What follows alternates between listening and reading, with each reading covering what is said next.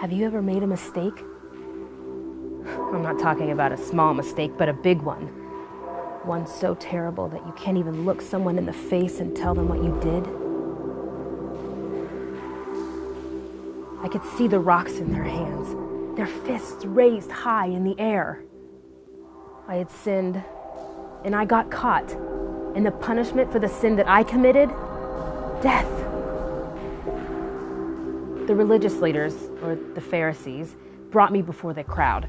These men know everything about God's law, or at least they think they do. I was terrified. I couldn't even look up. I just knew any second the first rock would be thrown, and that would be it. Then I heard the Pharisees ask Jesus if I deserved to die. I had heard about Jesus, heard that he healed the sick and made blind men see. But Jesus said nothing. I just saw him bend down and write something in the sand. But the Pharisees still kept demanding an answer. My heart was pounding in my chest. I thought, this is it. He's going to end up agreeing with them, and I am going to die. But Jesus just kept writing in the sand. But then he spoke. He said, "Let any of you who have never sinned throw the first stone." Did I hear that correctly? Did Jesus just defend me?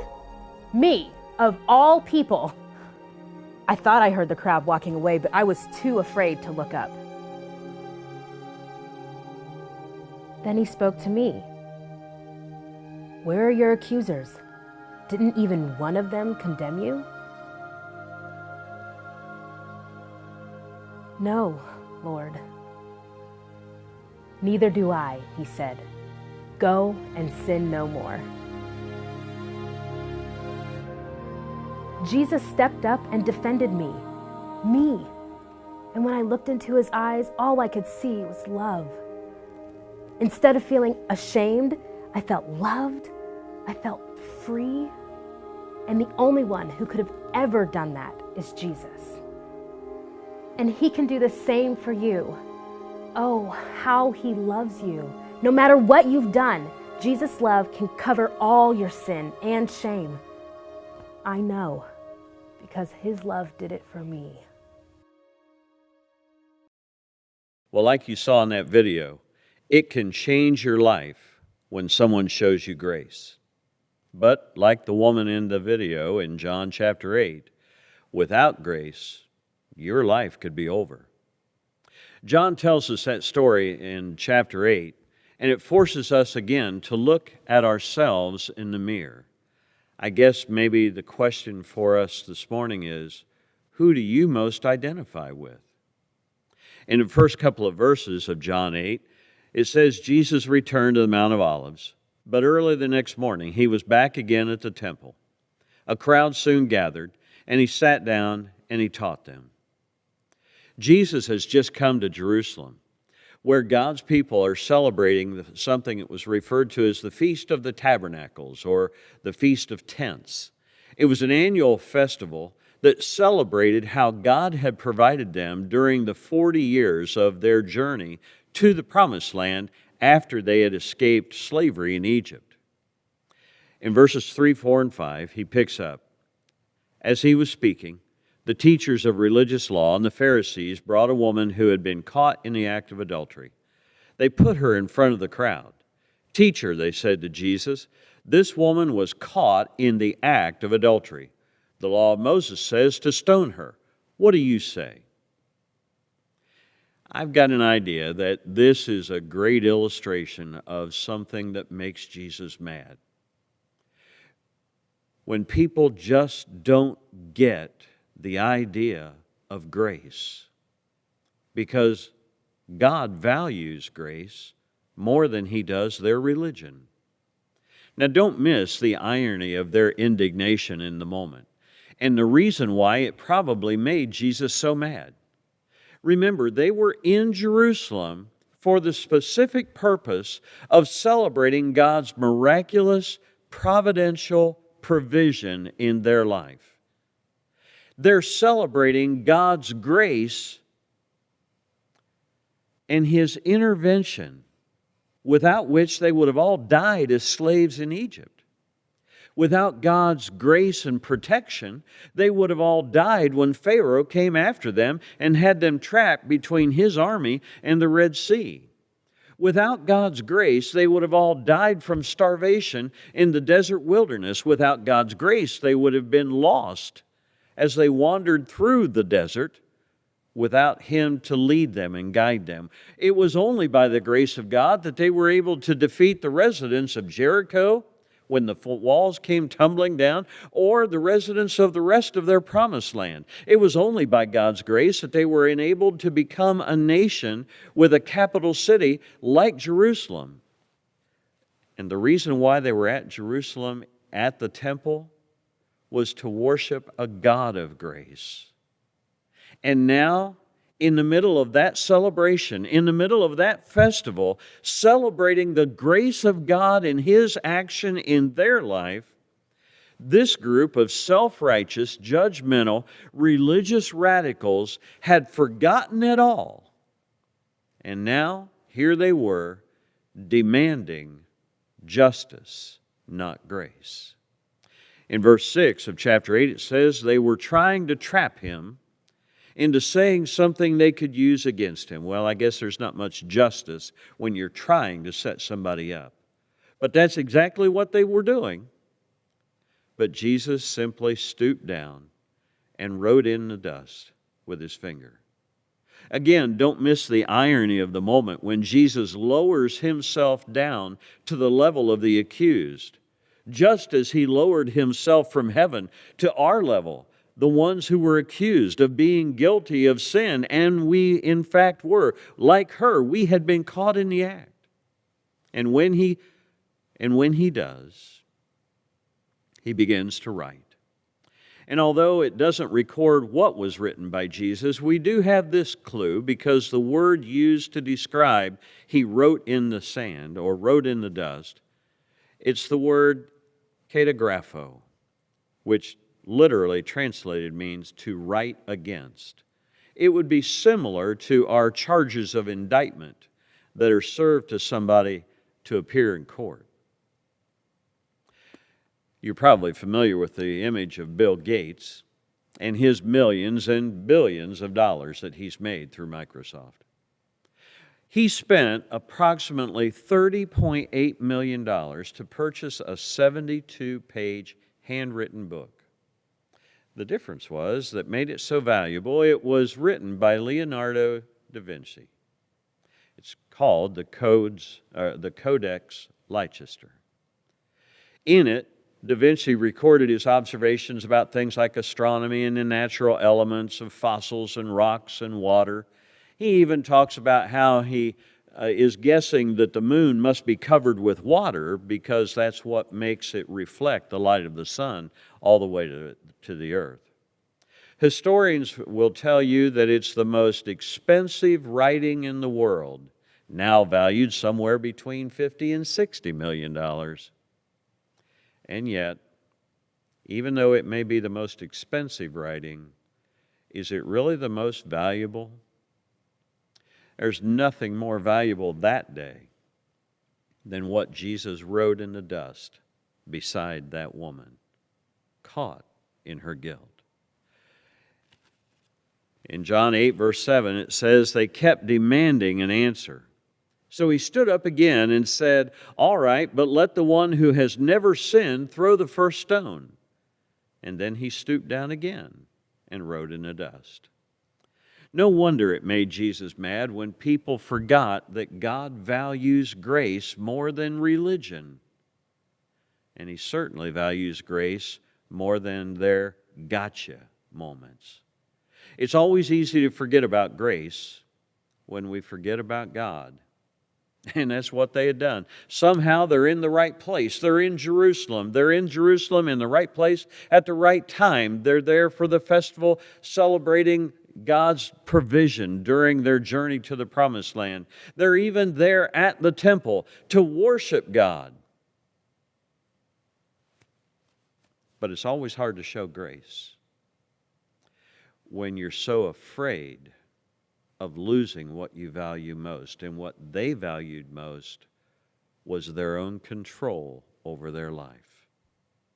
It's usually the way it is with us as well, isn't it? It's tough for us to show grace to others when we're afraid that if we do so, we'll lose control over what happens next. And that's exactly what happened in verses 8 through 11. When the accusers heard this, they slipped away one by one, beginning with the oldest, until only Jesus was left in the middle of the crowd with the woman. And then Jesus stood up again and said to the woman, "Where are your accusers? Has no one condemned you?" "No one, sir," she said. "Then neither do I condemn you," Jesus said. "Now go and leave your life of sin." What a great example of something that I've said before. Jesus leads with grace, but lands on truth. You see it in these two statements. I don't condemn you either, showing her His grace, but also landing on the truth of God's expectations and being accountable for God's values in this world. He says, leave your life of sin. In this, Jesus shows what really matters most to God. Grace plus truth equals love. Isn't that really what we need most when we've messed up so badly that we can't even look people in the eye, let alone stand the idea of looking God in the eye? When my conscience convicts me is usually when I crave the comfort of God's grace the most. And in those moments when what I don't need is people piling on top of my guilt and my shame. When I'm trying to sort things out and move forward with my life is when I need the counsel of God's truth. I've gotten so messed up because I forgot to follow His way to begin with. And now more than ever, I need to find His direction, His path again. And that's what gives us the clarity that we need so that we can adjust our course and find ourselves back in alignment with God's will for our life. In the pictures that you'll see next, it's a picture of Jim O'Neill and Paul Gerard. They're standing beside a plane because they're both pilots. Jim was flying a Cessna one day when he noticed his vision wasn't quite right, and within 10 minutes later, sitting in the pilot's seat by himself up in the air in that Cessna airplane, he realized he was completely blind because of a stroke. Paul, the other pilot, was also flying that day, and when he heard the call for Mayday help, he flew over nearby within a few hundred feet. And he began to talk to him over the radio and promised to guide him. The words he said were quite simply this: "Jim, I'm here, and I can guide you through this. But I need you to block out every other voice you hear except for mine." They successfully landed the plane after a couple of starts and stops. And everything worked out fine. As you could see from the picture, they both embraced after they landed. For many of us, it feels like we're flying blind in mid-flight right now as well, doesn't it? Unable to see what to do next. For families with kids at home, how do you see what to do next with school and job responsibilities? For families with kids at home, what about sports? What about their involvement in extracurricular activities? How do you keep them involved in things they should be involved in and not involved in things they should not be involved in? We're in mid-flight and our holidays and vacations have been messed up. For seniors, things like proms and graduations have been lost in the shuffle. We've lost sight of career because of shutdowns and layoffs. Do we work from home? Do we go back? If we go back, what will it look like? Are we even able to go back, or have they cut back, or have they even shut down, never to reopen again? And what if we were planning retirement at this point? The stock market has gone absolutely crazy. In all of this, we've lost our rhythm to life. Everything has been rescheduled. Nothing makes sense. Nothing is happening when it should. I mean, for goodness sakes, it's September and they're still playing hockey playoffs. They're still playing basketball playoffs in September from last season. And now, during the next 2 months, as if it hasn't been hard enough to see how things are going to work out, we find ourselves smack dab in the middle of the next presidential election season, when things are going to heat up, accusations are going to fly, honestly, lies are going to be told by both parties and probably throughout the media. We're going to be overwhelmed by noise and chaos, and because of that, we're going to be unable to see how this is going to work out. Just like the pilot, we're going to need to block out everything else except the voice of Jesus. God is the author of order. Satan is the source of chaos. He's known to be a liar, a deceiver, an accuser. And yet, because God values His grace over our fear of losing control in the middle of chaos, what makes Jesus mad? Sinners who throw stones at other sinners. That's certainly something we need to be aware of. Jesus is the only one in the story who has a right to judge and condemn, but He doesn't do it. He wants us to follow His lead, to follow His voice, to offer the same grace that we've all needed and received. If you're a history buff, especially a Texas history buff, you may recognize this next picture. It's of Sam Houston. He's famous for remembering the Alamo and leading Texas in their fight for freedom. He actually served as the president of Texas before they became another state in the Union. Actually, they're a republic. He was the only man to serve as governor in both Tennessee and Texas, 2 different states. He was also elected to the House and to serve in the Senate. And yet, despite of all of his life's successes, Sam Houston's private life was a train wreck. He married young and divorced. He fell in love and remarried again and divorced again 2 more times. It was near the end of his life. He swallowed his pride and confessed his failures and humbly turned to God. And as he was standing in the middle of a Texas creek, after being baptized, the preacher looked at him and proudly proclaimed to everyone on the shore and to him as well, "Sam Houston, all of your sins have been washed away." To which Sam simply replied, shaking his head, "May God help those fish." The good news is that God has more grace than we have sin. Moses murders another man and then tries to cover it up in Egypt, and yet God's grace is in his life. David sleeps with the wife of another man, gets her pregnant, and then tries to cover up, and eventually leads to the death of her husband through friendly fire. The Apostle Paul, who bragged about being a Pharisee's Pharisee, later claimed in humility to be the worst sinner ever. He himself would write in Romans chapter 5, verse 20, "Where sin increased, God's grace increased even more." The paraphrase, known as the Message, says it this way: when it's sin versus grace, grace wins hands down. God truly does have more grace than we have sin. And yet God's intention is that as sinners who've been shown grace, we share that grace with others. Again, referring to the paraphrase, the Message, in Galatians chapter 6, verses 1 through 3, it says, if someone falls into sin, forgivingly restore him, saving your critical comments for yourself.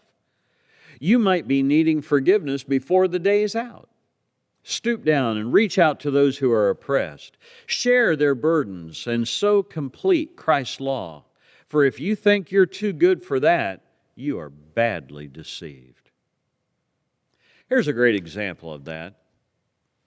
People objected to Mel Gibson a number of years ago when he decided to make the movie The Passion of Christ. They didn't think he had a right to make a movie about Christ and release it at the most significant time of the year for Christians, right before Easter. Mel lived his life out of control with DUIs, a foul-mouthed anti-Semitic that embarrassed even Hollywood with the depth of his depravity and his immorality. And yet somehow this image of Mel with the actor Jim Caviezel completely captures the concept of God's grace towards us. Can't you just imagine, as in this picture, a bloodied Messiah who sacrificed himself for our sin, sitting and talking heart to heart with us about our life? Not too many years after that, there was another one who had followed in his steps. No, not the steps of Jesus, but the steps of Mel Gibson. Robert Downey Jr. had had many of those same personal struggles with fame, wealth, and public shame. Despite a promising career early on, he trashed his career with drugs and alcohol to the point where no movie director would ever hire him because he was too high of a risk to being able to finish the movie. They wouldn't insure him. Eventually, though, he got sober, got a role, and was honored for his work. And when told that he could choose whoever he wanted to present the award to him, guess who he chose? Mel Gibson, who by that time had become a leper in the movie industry for his own actions yet again. It was during the presentation of that award ceremony that Robert Downey Jr. explained why he asked Mel to present this award to him.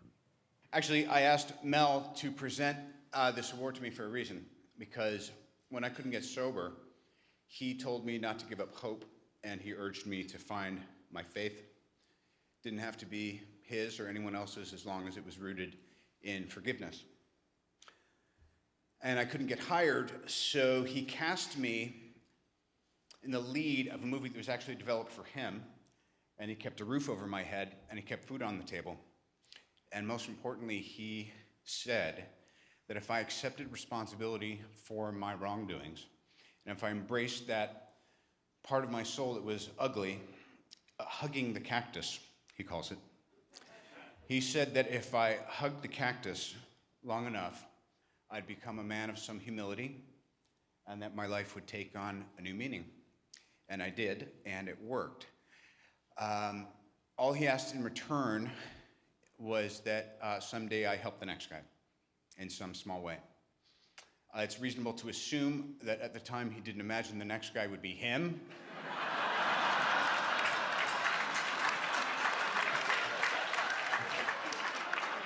Or that someday was tonight.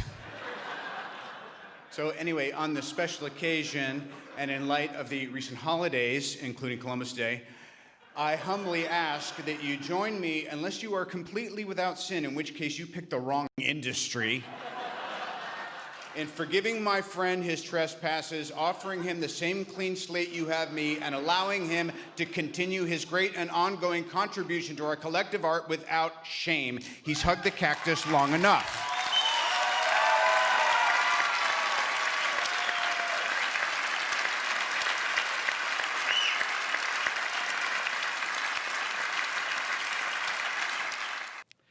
What makes Jesus mad? Sinners who throw stones at other sinners. Jesus didn't make us hug the cactus like they'd said in the video, as punishment for our sin. Instead, He embraced the cactus. He embraced us with our sin. It's only right that He expects us to show that same type of mercy to others. That was His point in telling the parable of the unforgiving servant in Matthew 18, when in verse 33 He summarizes it all with these words, "I had mercy on you. You should have shown the same mercy to your fellow servant." You see, we serve and worship a God who could best be known as never and ever, all at the same time. The prophet Jeremiah looks around, much like many of us look around at our country today, and saw that everything he loved about his nation was being destroyed. He was afraid that there would never be a return to normal again. And in that kind of despair, in that kind of frustration, in that kind of discouragement, what did Jeremiah choose to do? According to Lamentations 3, verse 22 through 24, his response was to worship God with these words. "The steadfast love of the Lord never ceases. His mercies never come to an end. They are new every morning. Great is your faithfulness. The Lord is my portion, says my soul. Therefore, I will hope in Him." Nobody understands the meaning of those words quite like the woman who was thrown before Jesus on that day during the celebration of God's providence. Someday, on the other side of eternity, I don't know about you, but I look forward to hopefully being able to listen to her sing God's praises for His mercy in her guilt. And more than likely, when she's finished telling her story, she'll look at me and say, "What about you? What's the basis of your hope? Is it a return to life as we've always known it? What if it doesn't?" You see, the crisis in our life usually reveals the idols in our heart. What is it that you're putting your trust in? Who is it that you're putting your trust in? The government? The president? Your employer? Sports? Investments? They may make great idols, but they make terrible gods. How ridiculous it would be to sing, "The steadfast love of our government never ceases. My employer's mercies never come to an end. They're new every morning. Great is the faithfulness of my favorite sports team to me. My investments are my portion and the source of my hope." Imagine how mad it must make Jesus when we live with rocks in our hands instead of love in our heart. Do you see yourself in this story? Are you like the one who was caught and cowering in fear of the consequences of your sin? Or are you like the ones who were conspiring on how to use religion and even how to use the commandments of God because they were afraid of losing control? Or are you instead like Jesus, the one who came to show us that grace plus truth equals the love of God? I'm convinced that in the next few weeks, in the next couple of months, the message of our logo at Marysville Christian Church, learn more about Jesus so that we can love more like Jesus, so that we become a truer reflection and look more like Jesus in how we live our life, will become more challenging than ever. We'll either realize how desperate we are for God's divine intervention and grace, or we'll be tempted to look for rocks to stone those that we consider guilty. But the greatest challenge of all will be to offer the grace and truth of God's love within us. Today, Now is the time to make sure that you share in His nature, that you are one with Him, that you're united with His values, His heart, and His mind. Why not become one with Him by hearing His voice, swallowing your pride, changing the course of your life, and making a public statement of your connection to Him by being baptized into Christ? We'd love to give you that opportunity. Let us help you. Reach out to us at marysvillechristian.org.